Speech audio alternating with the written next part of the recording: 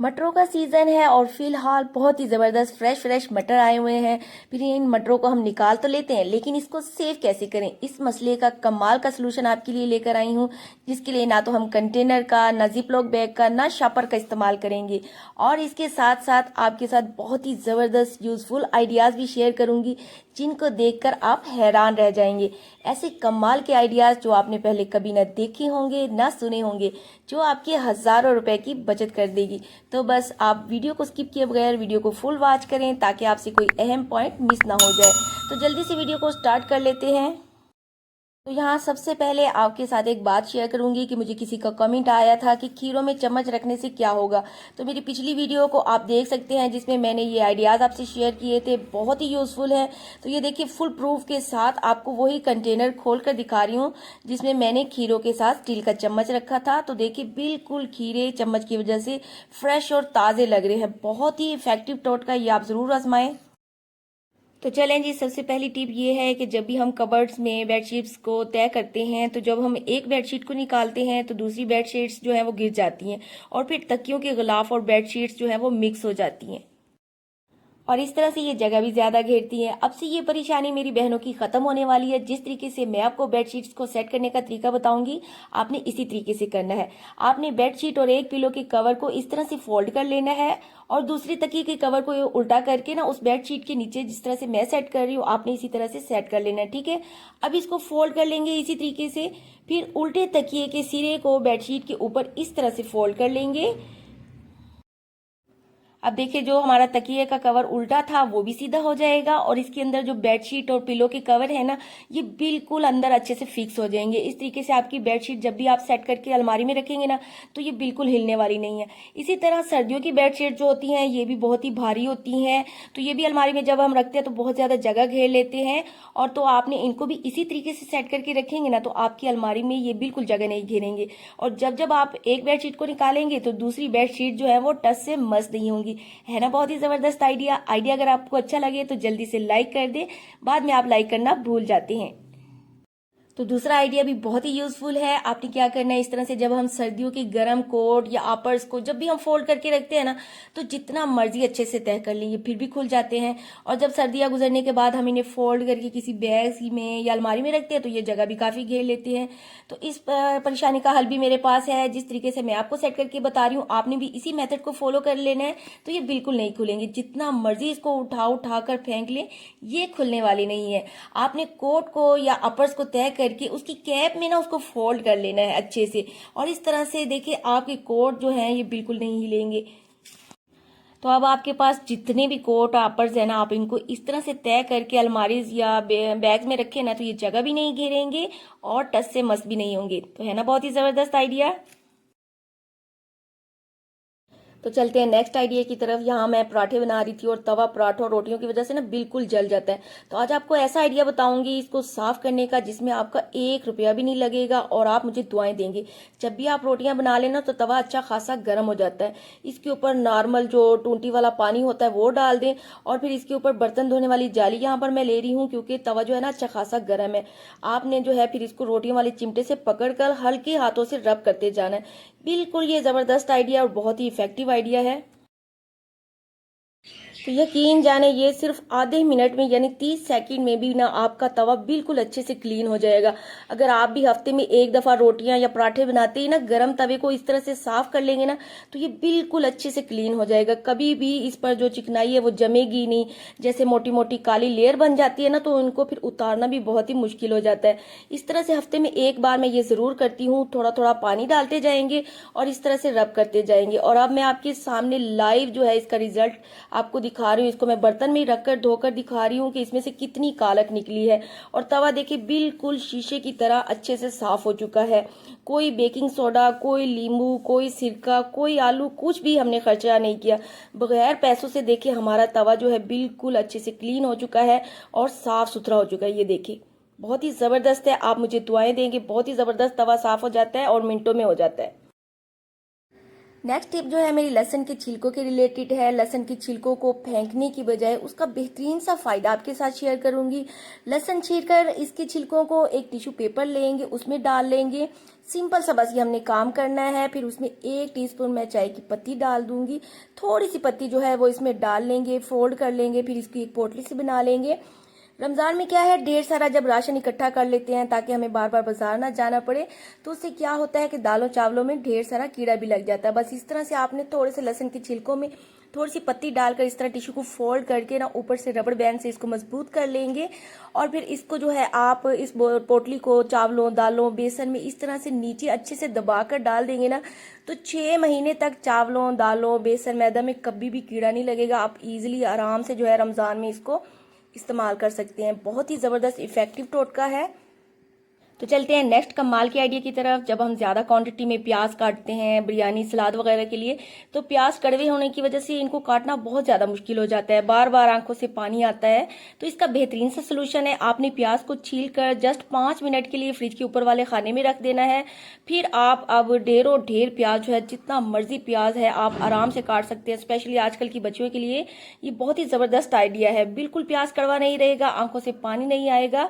तो अगला जो टोटका है वो भी प्याज के रिलेटेड है।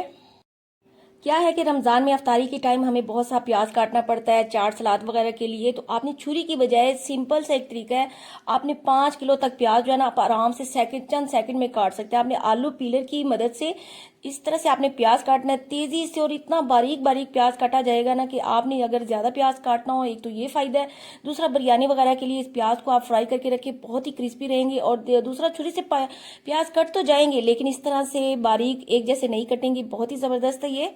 अब चलते हैं नेक्स्ट टिप की तरफ, जो कि गाजरों के बारे में है। गाजरों का सीजन है, सर्दियों में हर घर में गजरेला या हलवा बनता रहता है, तो ज्यादा क्वांटिटी में गाजरें छीलना पड़ती हैं तो बहुत ही मुश्किल हो जाता है। जब छुरी से गाजरों को छीलते हैं तो ज्यादा छिलके उतर जाते हैं। इसी तरह जब हम पीलर से इसको छीलते हैं तो भी मोटी मोटी स्किन जो है ना वो गाजरों की उतर जाती है। तो इन छिलकों के साथ गाजरों का जो मटीरियल गूदा होता है ना वो भी उतरने लग जाता है। तो बिल्कुल जीरो कॉस्ट और आसान सा टिप आपके लिए लेकर आई हूँ। इस तरह से आपने क्या करना है कि बोतल लेकर उसकी जो ऊपर वाली साइड है ना, इसको मैं कटर से या छुरी से या कैंची से जिससे भी आप इजीली काट ले, इसको आपने ऊपर वाला जो हिस्सा है ना इसको काट लेना है। और फिर इसकी जो आगे से नोक है इनको भी कैंची से ना आपने सेट कर लेना है। अब इस बोतल के ऊपर वाले जो पार्ट से ना ढेरों ढेर गाजरे आप छील सकते हैं। इससे एक तो मिनटों में गाजरे छील लेंगे, और देखिए छीलने में भी बहुत ही मामूली से छिलके उतरेंगे। इस तरीके से गाजरों की ज्यादा अफादियत भी मिलेगी और छिलके भी जो हैं वो बहुत ही थोड़े थोड़े उतरेंगे, बहुत ही मामूली से। और इससे गाजरों की सफाई भी बहुत ही आसानी से हो जाएगी, हाथ भी खराब नहीं होंगे। इवन कि आप बच्चों को भी देना तो वो भी बड़े इजीली इससे काट सकते हैं, क्योंकि छुरी से उनका हाथ कट सकता है। तो ये बहुत ही जबरदस्त अमेजिंग आइडिया है मेरे ख्याल में। तो आगे भी वीडियो बहुत ही इंटरेस्टिंग होने वाली है। आपको कोई भी टिप अच्छी लग रही हो तो अभी इसे लाइक कर दें। नेक्स्ट टिप मेरी ऐसे बर्तनों के मुतालिक है जिनका मुंह ऊपर से तंग होता है, ऐसे गिलास या बच्चों के फीडर्स या बच्चों के पानी की बोतलें जिन्हें अंदर तक साफ करना इतना मुश्किल हो जाता है, बहुत टाइम लग जाता है इनको धोने के लिए। बस चंद सेकंड में अब ऐसे बर्तनों को धोना आसान हो जाएगा। एक फोक लेकर ना स्पंज के अंदर इस तरह से डाल लेना है जैसे मैंने इसको डाला है।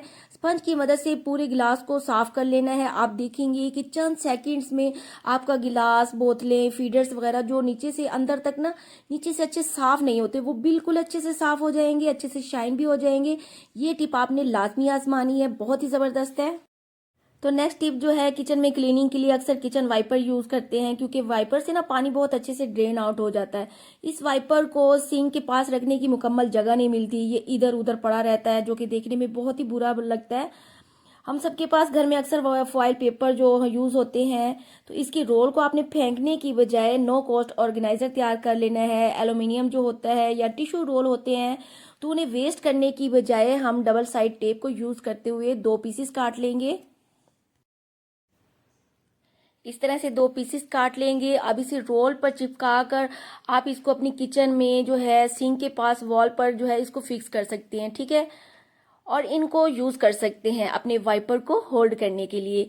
इस वाइपर को अब अपनी एक खास जगह मिल गई है, अब ये इधर उधर नहीं पड़ा रहेगा। तो नेक्स्ट टाइम में आप इस रोल को मत फेंकिएगा, आप इसे बाथरूम में भी छोटे वाइपर्स को होल्ड करने के लिए यूज कर सकते हैं। इस तरह से ये देखिए किचन में ये बहुत ही प्यारा भी लग रहा है और इसको जगह भी मिल गई है, बहुत ही बेस्ट आइडिया है। यहाँ तक वीडियो देखते देखते पहुंच गए हैं तो लाइक और सब्सक्राइब भी जरूर कर दें। तो जी नेक्स्ट टिप भी बहुत ही यूज़फुल है। आजकल मटर जो है बहुत ही सस्ते आए हुए हैं और मौसम के लिहाज से ना बहुत फ्रेश है। तो ढेरों ढेर मटर तो हम निकाल लेते हैं, मगर इसको सेव करने का मसला खड़ा हो जाता है। बाज़ दफ़ा फ्रिज में जो है वो जगह नहीं होती। तो मटरों को किस तरीके से सेव किया जाए, ना तो हम इसे जिपलॉक बैग में डालेंगे ना शापर में, फिर कौन सा तरीका है कि मटरों को सेव करेंगे कि अगर हमारे फ्रिज में जगह नहीं है तो हम कहाँ और कैसे रखेंगे। तो बहुत ही ज़बरदस्त तरीका आपके साथ शेयर कर रही हूँ, आपने इसको फॉलो करके स्टेप बाय स्टेप वॉच करना है, तो फिर हम अपने मटरों को सेव कर पाएंगे। तो इसके लिए मैंने यहाँ पर 2 बोतलें ली हैं, प्लास्टिक की खाली बोतलें जो कि हर घर में मौजूद होती हैं।